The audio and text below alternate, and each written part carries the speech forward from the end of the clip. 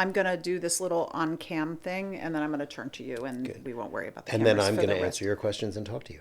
That's what's Fantastic. going to happen. That's the I way think we this should keep works. going and talk about what we're going to do and I fill like up it. the hour, and then we'll be done. Yes, I So love good. it.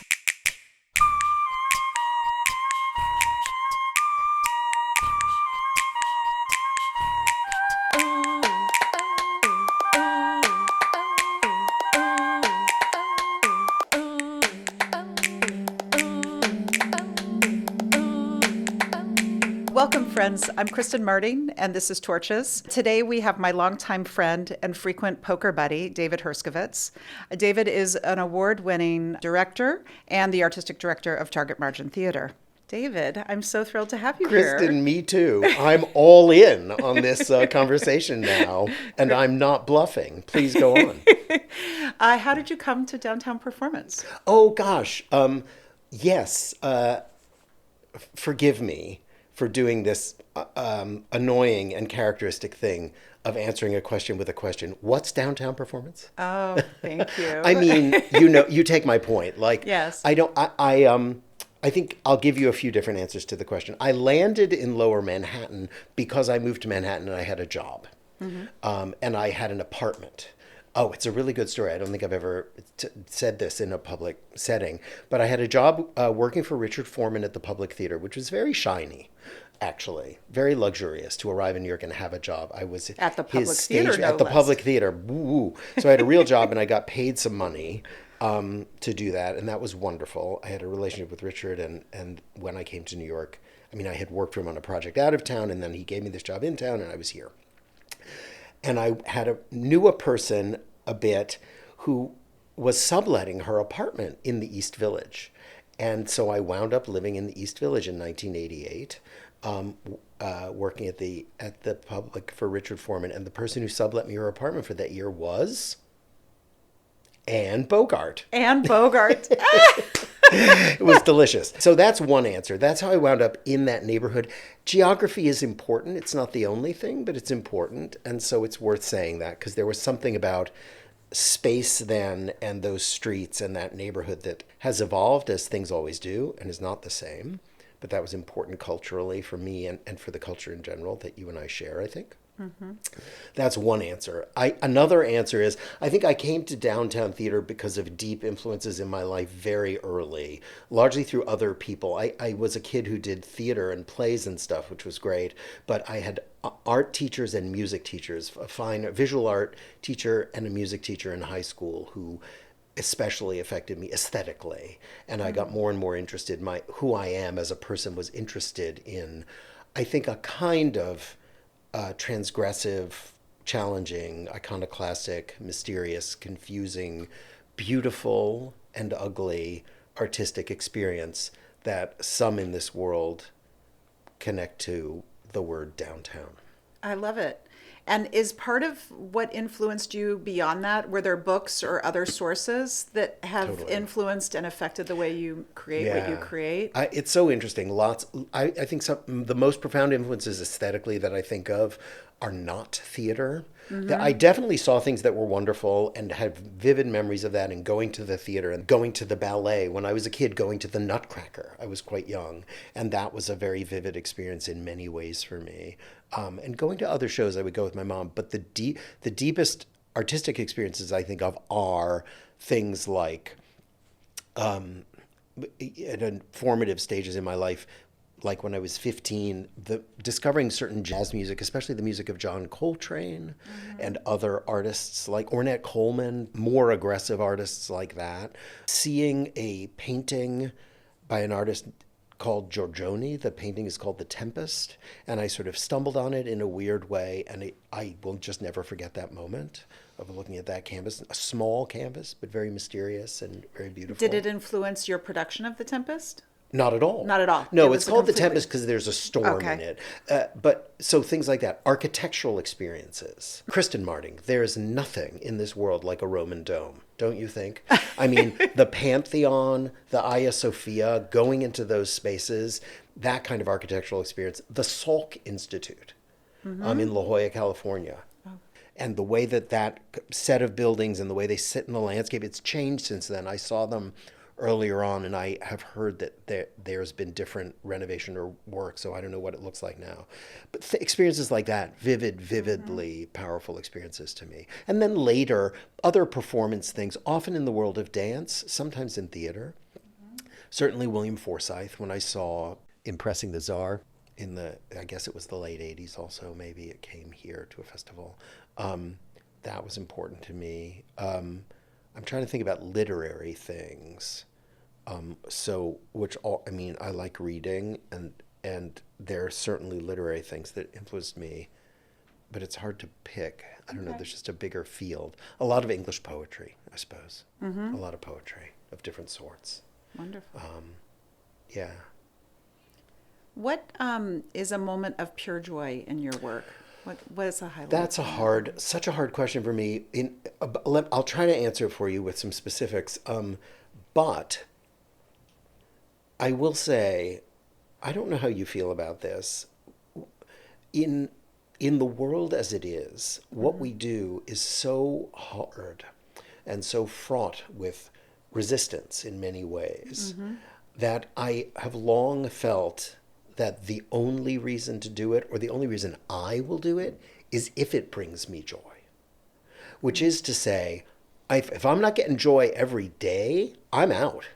And I really mean that. Right. I mean, I wake up in the morning, and I learned this early on when you and I were both much younger. I have to wake up and remind myself, I don't have to do this. I don't have to do this. And that was a very real thought for me all the way along. I'm still doing it because I still make that decision. Like this morning, for instance, Yes. I really feel it's the same. You got to be able to walk away any moment, and I feel that way. I love working with people. I love moments of surprise and confusion and not knowing, which I know maybe we'll come back to talk more about. I have joyful moments. I'm trying to think of specific moments in the theater. One of my great joys was I had a capacity to sit with my artistic partner, Lenore Doxey, a lighting designer of enormous influence in my life and importance. We would sit in the theater and dry tech, that is to say, turn on lights and look at them in the theater for days. And I'm not exaggerating. And sitting there with Lenore late at night and, with some, good but not amazingly good Chinese takeout food is very wonderful. I have memories of things that I would see in the theater that I loved, that performers would do that we kept and treasured, usually odd little hiccups. I just saw my friend Caitlin Cassidy today, and we worked on a play called Pay No Attention to the Girl that became a much longer play called One Night. But in that, Caitlin had a thing where she had a line that I think was "what?" question mark. But the way that we wound up doing it, she would always say, "What-ta-ta?" Hour came on human god like the ear in a clear sky. What? Like there were two T's, and that just gave me infinite delight, and as you see, does to this moment. I'm sorry, it's not a lofty thing. Do you know what I mean? No, I love it. It's not the moment of like sublime revelation. It's just the two Yes. T's. And that the are Chinese thing. food late at night with Lenore. Yeah, well, and it's about the people, of course, and Yeah. that friction. We did a production of The Tempest. You just mentioned it, and the first 20 minutes of that play were lit. You know this, it was in your theater, by candlelight. It was just a huge array of candles that with great difficulty and effort, we organized. They had all kinds of protection around them, like chicken wire, and all the garments people were wearing were like kept away and treated with, we're going to do that to make this possible and safe. Yeah. And it was just sublime, just sublime. Awesome. Bless you, Murphy. I hope that gets in. You just mentioned the not knowing. Talk about that not knowing and against mastery and these Those concepts things. that you think Yeah, about those are in your my- work. Yes, I talk about those things. You invent a language to talk about yourself, don't you? Yeah. I mean, I guess I have, and because I'm always struggling to understand myself, and impossible task, and so I keep trying out language to say, is this the way I can say what the thing is? And it is to some degree, and it's wrong to some degree, as language always is, so treacherous, so powerful, so helpful, so cruel. Language. I love not knowing things. I seek in an artistic experience not understanding them. I have an enormously high tolerance for not understanding what's going on in a work of art. I have learned that over time. I like it, and I seek to create work that arouses that state of excited, adventurous, not knowing what's going on in myself. And I hope that some other people who encounter it feel the same way enough to make it meaningful in the world. But primarily it's for myself. I like going on trips to places where I don't understand the language. I like going to see performances in languages I don't understand. I like that friction and distance of not knowing what's going on. I think because it forces me to re-engage in a lively way with every atom of what's happening at every moment, which is stressful, tiring, hard, right? All those things, which is why a lot of people don't like it. I was going to say, how do your collaborators respond to the not knowing? Well, I have an enormous luxury, having been able to do this for so many years, that I have found people with whom I have an easy conversation about that. They've had time to kind of get what I'm interested in. And with some who don't know me, I'm older now, and so they kind of are sufficiently polite and respectful that they'll go along a bit. People in the theater, I don't know what your experience is, but to me, it's a terrible, nightmarish truth about human nature, Kristen. And I'm holding my head because I feel it very deeply at this moment in November of 2025, that people want to be told what to do. They love it. They actually love it. They'll say they don't. They say they're independent and free. They love being told what to do. It's a thing about people. We all have that to some degree. We respond to it, and it can be a very powerful thing. They probably find it a little easier than figuring it out for themselves. Among other things, I'm sure that's true. It's nice to have someone else in charge. It creates many nice things. It's easier. There's lots of good things about it for people. And in a working situation, I have, over time, in the old days, when I was much younger, like you asked about Against Mastery, I felt like I had to go into the room in rehearsal and know everything. I had to know what we're doing. I had to have answers to everything, You'd etc. analyze the script. You had stage or whatever. Right? Yes, or I could right. bullshit enough to be persuasive, right? That was the role that I had to play. But I learned pretty quickly, and it was fantastic, a revelation, that I could say, I don't know. And then I really got to love saying, I don't know.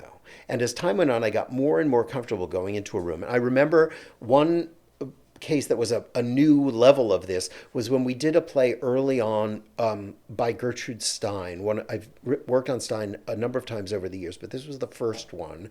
And it was called Objects Lie on a Table. We did this play at La Mama. And I remember Stephen Rattazzi and other wonderful people were in it, but Steve said, he'll just jump off a cliff. About me. But I remember it was the first time I went into a rehearsal and I really said, I don't know what this is. I don't know what it is. I don't know what it's going to be. I have some ideas about how to work on it. That's what I can bring you. And that was an expression of a journey that I'd already had for some years to get to that point. And then I kind of went on from there. So I'm very comfortable as I've grown older going and saying, I don't know, what do you want to do? Now, I will say two things about that. One is that does freak people out, right? And I try to be reassuring to them about it. And again, the fact that I've done it a lot and people know, okay, well, he's done other plays and they seem to work out, so maybe it's okay, is helpful. And there's trust there from people who know me and have worked with me. But the other thing is, I acknowledge a contradiction in the view that I'm saying, and this is a contradiction in my view against mastery. My very, very strong feeling against mastery, which I can talk more about and ramifies in many ways, artistically, culturally, politically, lots and lots of ways, is also enabled by a profound sense of my own mastery. That I know that I can, and I say to people all the time, if we need to stage a play, I can do it in a day. I can do it. I've done it. You need me to do it, I'll do it. And I've been in situations, I remember, not with target margin theater, but I remember in one particular job in opera, I was working on this opera in another setting. And again, the culture of opera is different from the culture of theater, as you know. And I was really trying to give the singers space. They said they wanted to act, they wanted to experiment, and give them that. And what became clear to me was that they were after a couple of days, there was a lot of stress from some of the people. They were very anxious. It was they wanted to be told what to do. And so I could do it. I mean, I walked in and it was like, I understand, no problem. And I came in and I did it. I staged the play. And there was someone like, oh, okay, there was an adjustment for some of these people, but it was like, you need me to do this. It's really okay. I can do it. And so it's because I can do it with a certain amount of comfort and facility that I don't trust that I can do it. I'm not interested in that. I'm not interested in that. I'm not interested in my own mastery, which is really just another expression of habit, which I think really is the death of art. In a certain way. The reason I like going to things I don't know is that it breaks my habit. Yes. Do you know that it forces me to say, oh, where am I now? And you're thinking differently. You're questioning where everything. You were. Yes. Everything is up for grabs. Well, I thought I was going to have breakfast, but they don't do breakfast here like that. What do you mean I need to have that funny stuff in that way and that at that time? Okay, wow. What really is breakfast anyway? Oh, Socrates. Do you know? But I acknowledge that I'm comfortable going to the room saying, I don't know what to do, because on some level I feel like if this really gets into a train wreck, I can take control of it and organize it in a way that will be okay. But it's more exciting to me not to do that, because then what emerges from the process and the collaboration is all kinds of stuff that is not in my control. Right. You know, that's not, like I often say, there are some directors I think who, and I didn't go to a graduate directing program, so I don't have this training and this culture exactly. But my impression is that there are some directors I've encountered who what they learn is that there's the skill of directing by, like, in a tricky way, getting people to do what you want them to do without telling them, would you please do this? That's not me. I can't work that way. I just want to tell people what I want to do and what I want. And when I come into the rehearsal room with an idea, like let's say I come in and I have an idea, hey, Murphy and Moti, let's do this today. And you know what happens when you say that to a bunch of actors or to a bunch of designers or anybody? Do you know what often happens, Kristen? What do you think they say? They meet your expectations and they say yes. And sometimes they argue against they say no. Yes. And when you work with an actor who says no, I have an idea, and they say, oh no, I think that's my lucky day. That's my lucky day. Like, great. You have a different idea. What do you want to do?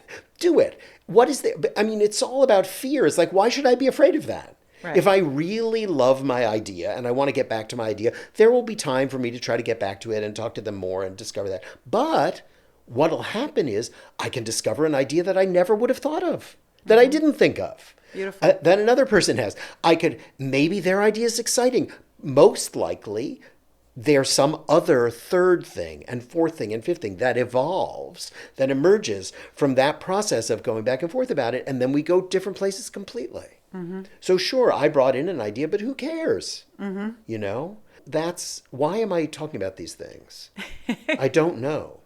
Is it about mastery or about not knowing? That was the question. Yes, that was where we started. I could talk about this endlessly. It's all I think about. I think they're also the same thing. Yes, right? I think they are in relationship. Deeply. Yeah. And I think also this takes me to something about the way your rooms are, that you've made an effort in your career to always include a huge range of people from different backgrounds, different ages, different ethnicities. And that has seemed to me that it's about including difference in your thinking. Yeah. So how do you define difference Right, so hard. I mean, maybe I can tie it back to things I don't know. Things that are, right? Difference is like a strange thing in the sense of a stranger, someone that's alien from another place, someone that doesn't belong, something that's different from me. It's the gap. The thing I love about difference is there's me. Here I am in my messy, misunderstood humanness. And there's other stuff around me. You, another human being, I can only dream of understanding. These things, this environment. In the space between those things is where I can find interest in opening up that difference and the strangeness of it. You're not me. Right. Isn't that great? You're not me. You don't understand what I'm saying deeply.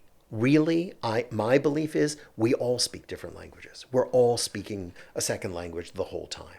There's always a gap, and that gap is what's exciting to me. Now, that's an example that's very microscopic about people and language, but it means that I love embracing the difference between the work of art and me and the audience is what I'm interested in exploring. So in very practical ways, for example, in the theater, I have noticed that there are many people who make work, and what they want to do is bring the work closer to the audience. They want to make the work like the audience, so the audience recognizes it. They say, oh, I see where we are. We're in this particular world where I see who that person is. They are a certain kind of person. I can identify them and be comfortable with that. And that to me is the thing that deadens and neutralizes what is exciting about art. It makes the audience feel good because they get it. Oh, I see. You're a so-and-so, Right. Ah, yes, right. Richard III is like a fascist dictator. Great, I get it. I can fit that into my worldview very comfortably. I can pat myself on the back because I'm not a fascist. Oh, no. And all this weird language, I can make sense out of it because I can understand it that way. So you've solved the play. What you've also done is show what you know. Right? You've demonstrated that you understand things, that you have knowledge. And that's really great. All of those things to me are deadly.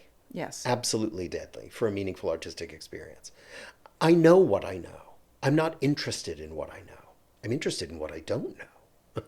And in sharing that mystery, is that In in the inviting- work itself, in the invitation? Involving Yes. the people around me, the ones I'm working with, the ones in the audience, all of them, involving them in that. So they can swim in that mysterious water themselves. Now, this brings us back to a problem with my work, which I mentioned before, which is that's stressful. A lot of audiences don't want to swim in mysterious water. Don't make me swim. Just tell me what the play means. Yeah. How could I possibly tell you what the play means? I don't know. If I knew what the play means, I wouldn't want to do it. Why do you decide to do a play? Because I don't know what it means, of course. Okay. Because it offers, But if this it's a play that you don't know what it means versus that play that you don't know what it because means. the questions that it raises for me are exciting and feel relevant to me personally, to the world around me, to the moment, to my own artistic project, selfishly, to the people I surround myself with and what I think would be exciting, because it's different from what I did a minute ago, and I like to push in different directions Yes. personally, artistically. So there are lots of reasons for that. But if I often feel that if I have a project, and when we say a play, there's words on a page that you can get in a library, in a book. It's a book in the play section. You pull it Yes. off and it has people's names in capital letters and then words underneath that they say. That's a play. But also, you and I know you do this too. We make plays based on other sources and we invent them together. But still, we're making a play in a certain way. We're crafting this play together with a bunch of other people. And all of those things are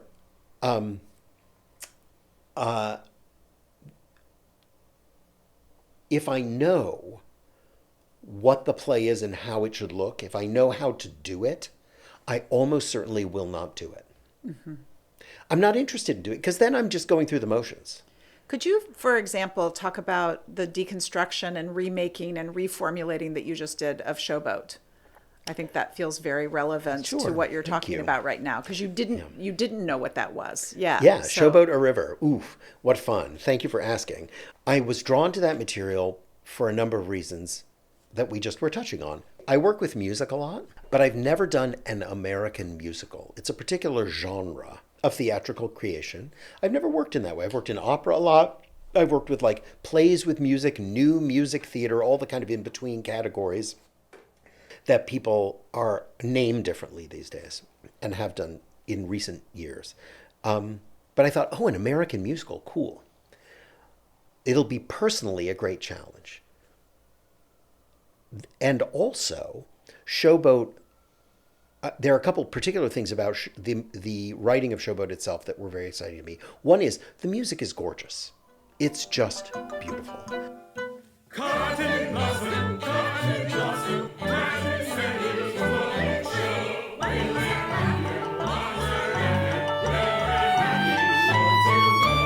there are songs that people don't even know that they know songs from Showboat. Very, very beautiful. And, you know, I make work that to me is exciting and beautiful, you know, meaningful and beautiful. And that I'm not immune to the charms of that kind of thing. I think it's powerful and not to be afraid of. Great. I want to work with that material. But also, Showboat is vexed, is tortured in a particularly American way. It's all about race. It's a kind of tragic mulatto story. It's about performance in this river. It's about American history. It's a weird play, and it's deeply problematic. And from the moment that it was written, it was rewritten almost continuously. The language, the situations were both exciting and powerful. It was a classic, and it was a mess at the same time. Right? It's like, ah, yes, that was the first real musical that they made. And also, we can't do it. We need to change it. Because a lot of it's about race, of course, so Yeah. American. But it's more, it goes beyond just issues of black and white in America, although that's the beginning. And so I was fascinated by that. It's like, wow, that's so important to us, to the conversation that I think is vital to sustain as a participant in this country called the United States. And it's a chance to open that up in new ways by looking at this material. Both the language and the music.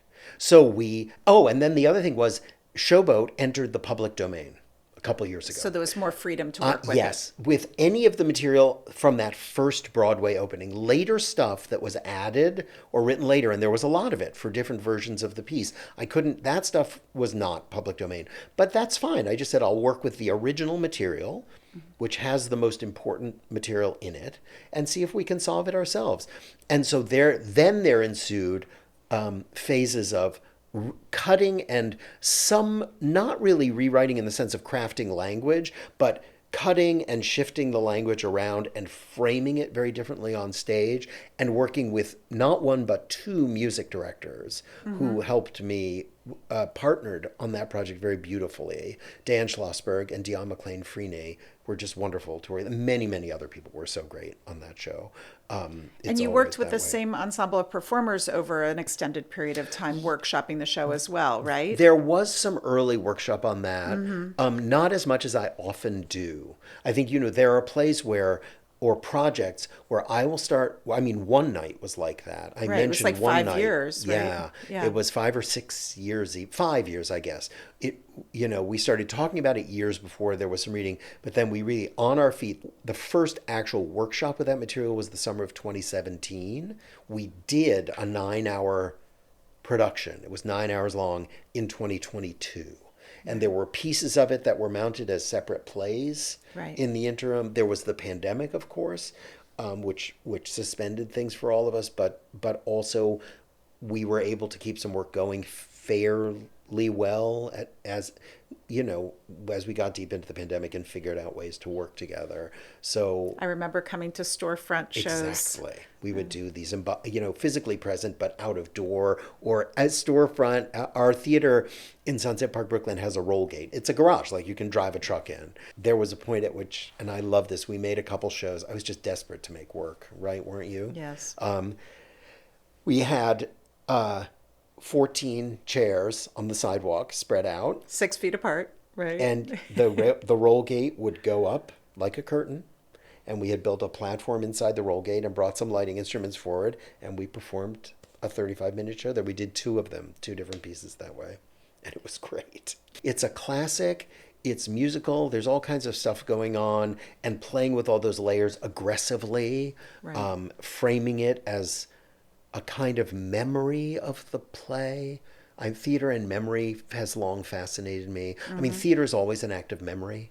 You know, you're recapitulating something that you've learned and Yes. done before, but it's also a new thing that you're making, and what is that, and how it's always new and it's always remembered. It's always the original and it's always a copy, both.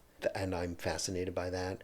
And so to me, that's an area that has become a part of my practice. It begins with the astonishing Stephanie Weeks coming out alone on stage and just saying, listen, and then beginning with the language of the original Showboat, just saying it, you know, and in that, the original Showboat starts and Stephanie would say, N-word, work on the Mississippi. Right. That's how Showboat begins on the page. Wow. Like you open it up, that's the whole chorus over and over and over again.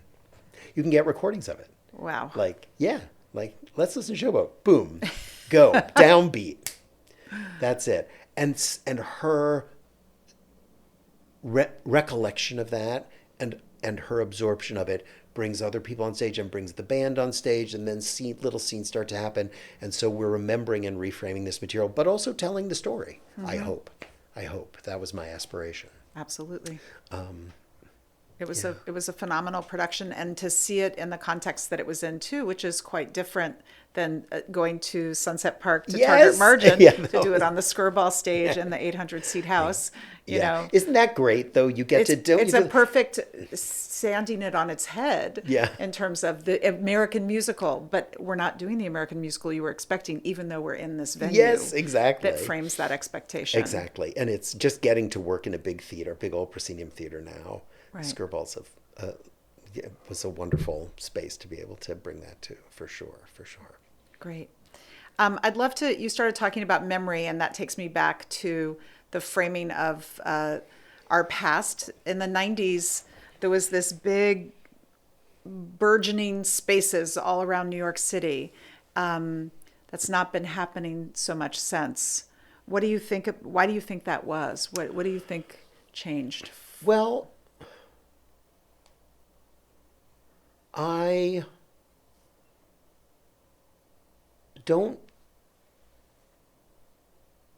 know. I have not sifted for myself how I understand that burgeoning that you and I experienced in the 1990s. Mm-hmm. I do feel like I'm not making that up. There really was a moment. I think I'm cautious about that because, of course, the typical distortion is that I think when I was young and starting out, everybody was doing it. It was amazing. And then why isn't it like that now? Oh, right. It's me. It's not Right. the world. Yes. So I'm wary of that. I really am. You know, when you get to New York, I have two reflections on this. Maybe you share them. First of all, when you get to New York, everybody you meet who's older tells you that it's not as good as it used to be and it really was then, 10 years ago or 15 years ago. You know, so when I got to New York in the 1980s and we were in the East Village, it was like, yeah, but well, Soho, when I was working at the Soho News in the 70s, it was amazing. And, you know, like all that. Oh, well, Cafe Chino, you know, that was the thing. So there's that. And I don't want to fall into that trap. And then there's the other thing is, I don't know if you've noticed this, but in my experience, if you ask anybody what the greatest thing that they saw in the theater was, somebody in the theater, what's the greatest thing you saw in the theater? It's almost always something that they saw between the ages of 16 and 23. Oh, that's a fascinating thing. We'll have Right? to survey people on this. Right? It's just about point of view. However, all of that is a way of saying, and yet, I do think there was a particular moment that you and I enjoyed, and many other people with us. Mm-hmm. And I think it has the geography. I mentioned the East Village and those streets, and the fact, you know, you just said there were spaces all over the city. Yes, but they were a lot In Manhattan. In Manhattan and on the Lower East Side, especially. Mm-hmm. And there was something about that geography, and also, of course, money. It's always about money, Kristen. You know, you could afford to live there. I couldn't afford to live in the East Village at a certain point today. I don't even know. I mean, but I can only afford to live where I live because it's rent stabilized. yes, exactly. And there, so you find those situations, and that's great. But but I feel like there was a transitional moment where the neighborhood was bad and still frightening to many people, so things were cheap. And there was a density of people who were staying around there who were younger and wanted to make work. And because things were cheap, there was available space in the form of like storefronts and disused places. So not just Nada, Bornes, Theater Club, Funambule, but the House of Candles. Yes. The Theatorium around on Stanton Street. Places where, wow, how did you get that? CSV, Clemente Soto Vélez, was Yes. flourishing then. It's still there today, thank God. But other spaces like in schools, I remember I was We working. lost El Bohio, Charas. Exactly. Yeah. Charas. Yeah. Was like, I remember working at Charas at a period, and it's like, oh, that places like that were gone. But the combination of those things, I think, made it happen. And then politically, there was a sense of unity galvanized, I think, against the cultural shift of the Reagan presidency, and the Reagan era response to the AIDS crisis, which was so horrifying, and that particular wave, not the first and not the last, as we know, but that wave of reaction against certain kind of artistic freedom and expression in the Yes. struggles over the NEA grants in those years. So all of those things gave energy to us, I think. Right. Now, I will also say I do feel like people and younger people especially are making that work and seeking spaces and making That's those what I was spaces. just going to ask. Absolutely. But I think it's not happening in Manhattan anymore. I think Correct. it's spread out into Yeah. all 5 boroughs. It's not which as is great. concentrated in Yes. Manhattan. So it doesn't feel as much like, ooh, there's a movement. You go there, and if you hang around, if you just hang around, you're going to bump into people. I remember being on the streets and seeing Richard Chislock and Allen Ginsberg, and I would when Richard Foreman, who was trying to help me, introduced me was saying, oh, you should go to La Mama. I would go to La Mama to try to talk to Ellen, and I would just go. Yeah. I would just walk over from my apartment and hang out because it was impossible to get an appointment with anybody otherwise. So I would just go and say, hi, I'm here. Oh, yeah, it's okay. And, that worked out very well. I would just show up. And you can't do those things so easily because of geography, but the energy is still there. And I really believe this. I don't, every now and then I talk to older people who say, yeah, where are all the places now? Everything's gone. And it's like, no, it's not gone. Yeah. You're just looking you're looking in the room that you looked in 30 years ago. And you need to look elsewhere. Absolutely. And I draw great excitement from that. I want to step back to running an organization, because that's a choice you've made as an artist. We've talked a lot about your art making, but you've chosen to build a truly artist-centered institution. Why that, and what do you think is different about that form of working? It's important to me to be honest about my own project in making a place called Target Margin Theater. And I mean this in a good way. It sounds like a negative thing, but I mean it in the best way. It's a selfish enterprise, right? The company exists because there's a certain kind of work that I wanted to make. And that's important because what it means is, for myself at the beginning, it was always about just, this is the work we need to do. It's not about the company. I wasn't interested in finding a space. We got to a space after 25 years, eventually, and I'm happy to talk more about that, but the goal was never to have a space, and it still is not. The theater's not the building, it's the people.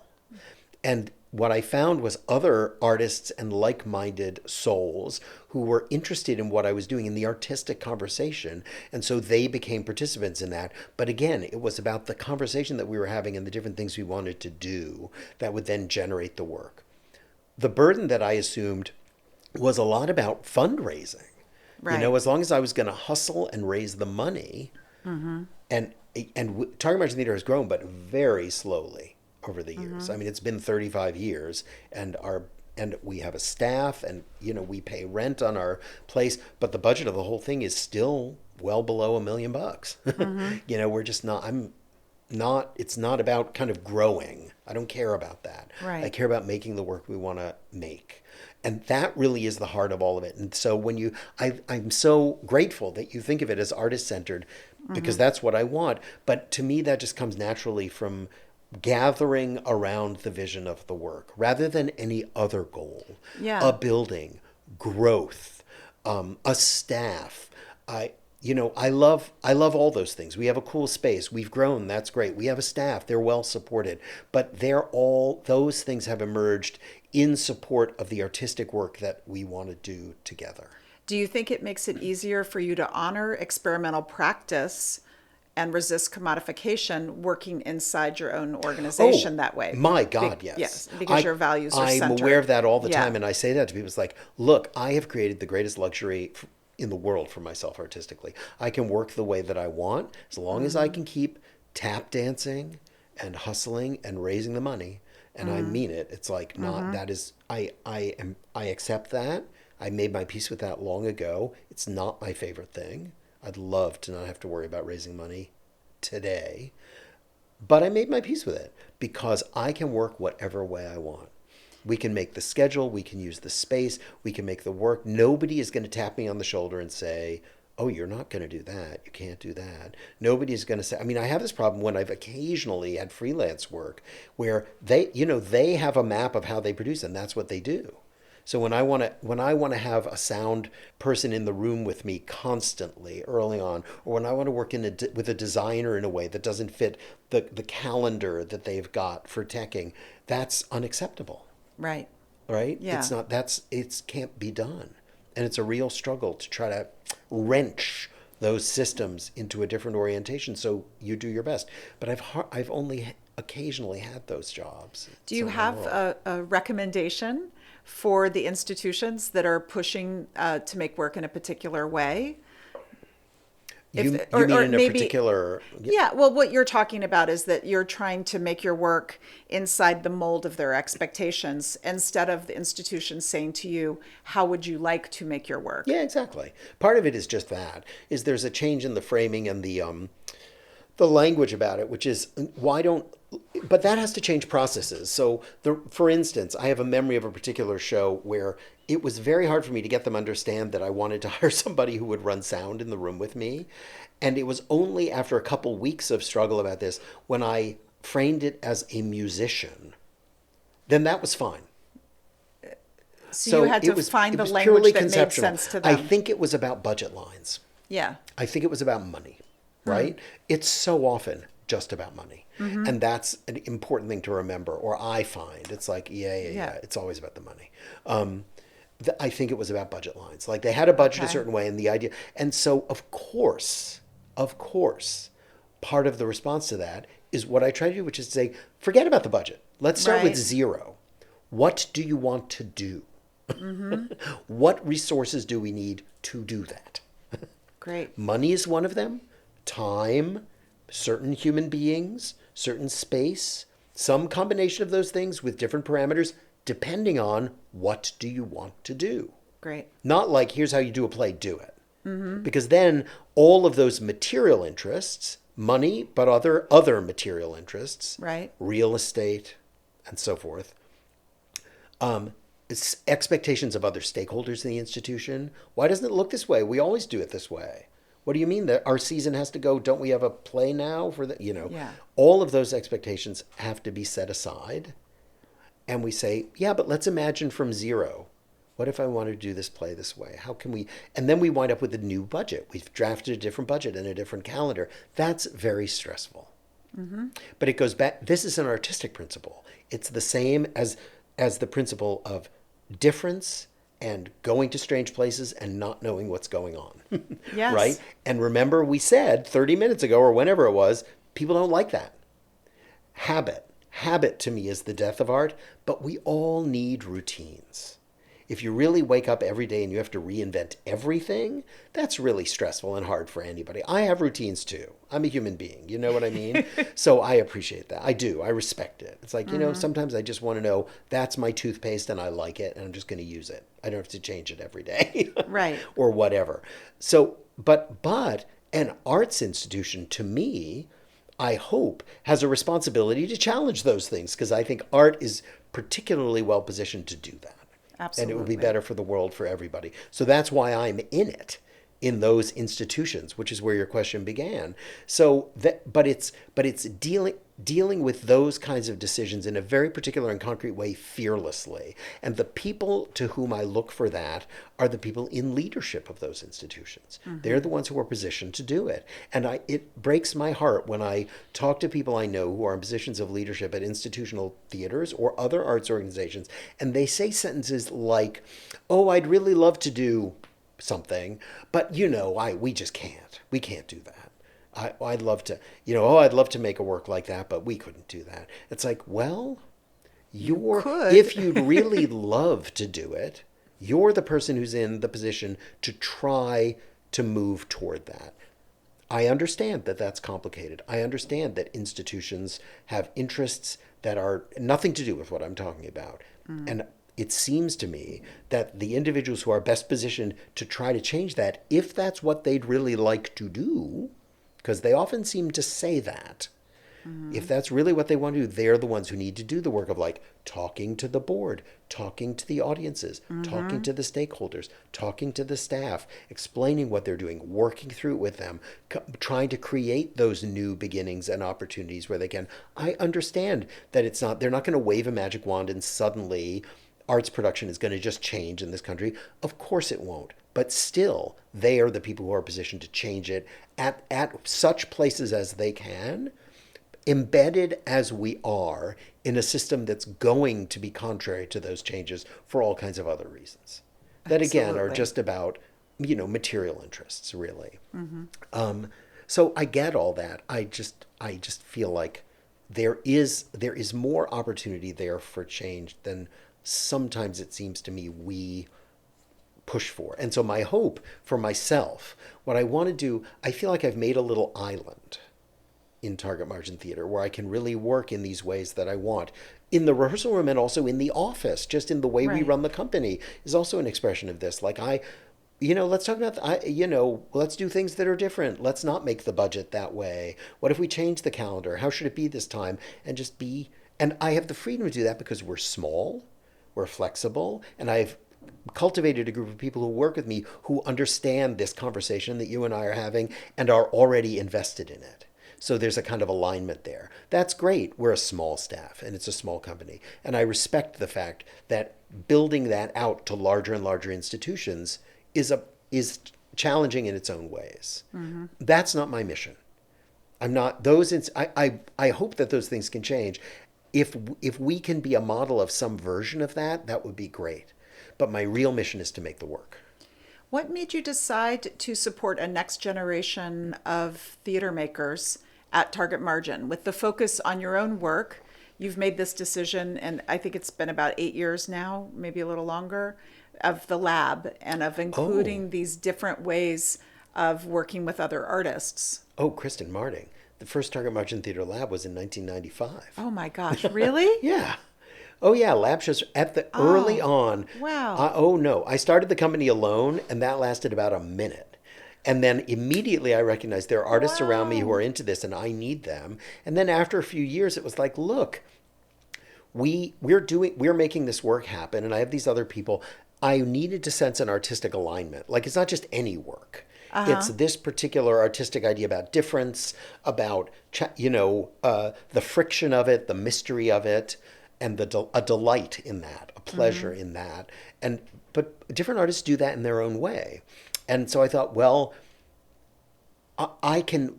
these other people who I'm working with who kind of get the stuff I'm interested in, and they're doing their own version of it, and relatively easily, because everything we do is so cheap. We were always like on a shoestring. And because there were spaces where we could like just do a box office split or something like that. We could get space for a couple weeks and just and they could do shows, and it wouldn't cost us that much money. And if I can raise a little bit extra, then we could do that, and it would amplify the artistic mission of the company beyond just my work. Right. And as I said, selfishly, if I'm not doing my work, I'm not interested in running a company. But I'm interested in amplifying this kind of artistic idea, this vision, this aesthetic mission is really what the company is about. And if these other people I know do that, and we can do it relatively cheaply, why not? That would be great for everybody. I have to tell you, you asked when I decided to, it wasn't even a decision. It was just You a just natural started doing it. expression of what we were doing. It's like, I mean, I guess there was a moment when I said, Well, now hey, I let's do this remember. stuff. I remember I did a lab. Exactly. Yes, I did Damn Yankees with TVs, Perfect. and it was super fun. Yeah. I guess I was thinking of the way that the program now, there's a more extended residency that they have with you. I don't know, not necessarily. Okay. I mean, we just did a set of lab work and it was all pretty come in, do the work. I mean, each artist their needs will be different because the Right. projects are different, so it Yeah. varies. Adam Kassim made his great piece, Faggot Terrorist, but he fantastic. started that earlier and there was more development. And some of the other works were much more like, we're going to improvise, we're going to do this tight and fast. Anthony Von Merchant. He got his people together, they knew each other, they messed around, they took a break, they messed around, boom, they did something that was, the spirit of it was more fast. Yeah. In an exciting way. So it varies a lot. But no, I mean, we have other programs. Like now that we have the space that we rent, we give space away to artists in residencies because we get some funding for that. Right. So there's free space for people. Right. And then we also have the Institute program. The Institute is what I was thinking That's of. like That's a newer. mid-career. That's That's a newer. mid-career thing. And that's not a project Right. thing. That's making a project. It's about Exploration of Yeah, an idea. reinventing your practice and your thinking Yeah. as an artist. So that's different for everybody who does it. But I'm very clear, and I try to be very rigorous about saying we're not developing a piece. It will lead you to develop other work in other ways, but don't worry about that. Let's just experiment with different approaches and different ways Yes. of thinking. Yeah, the Institute was what I thought about. Because what I was Exactly. wondering is like, what do you think about when you think about legacy? What do you think about giving to a next generation of theater makers? Well, thank you. I appreciate the question. And I just said the mission of our company is this artistic vision, and that is true. This idea about difference is where it starts, and that is the seed of everything. And it's a very complicated, rich field that leads many, many different places. Great. And what I have also realized as I have done it is that the real mission of the company and of the work is beyond just exploring that aesthetic field, is to make cultural change, is to change the culture that we live in. I don't know how anybody else feels about it, but I'm often quite unhappy with the world around me and the culture in which we live. I find myself looking around and reflecting on that, and I think it would be quite good for it to change in many ways. And I think that making the work that I care about making is really meaningful beyond my own personal artistic excitement and journey, to the extent that it creates a broader cultural conversation involving these kinds of changes and thoughts.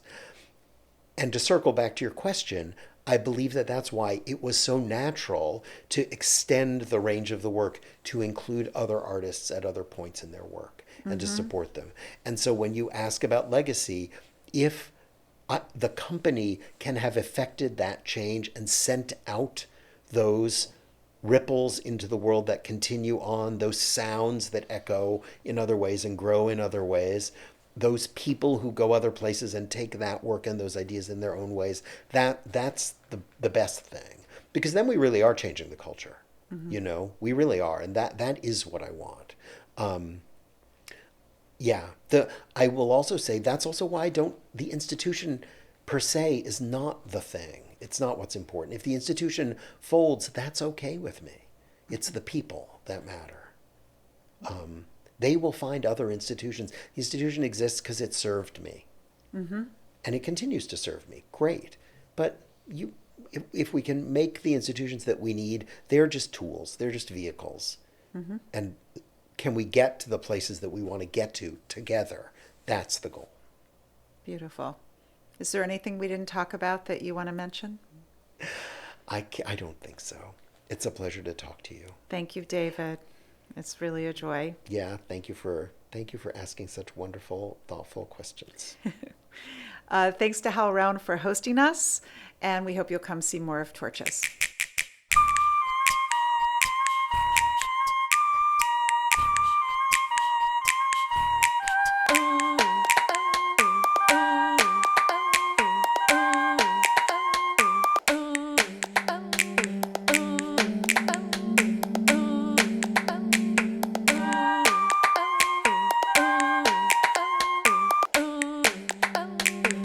I shouted you out. That has to get in. That has to get in. They'll go, wait, who? What?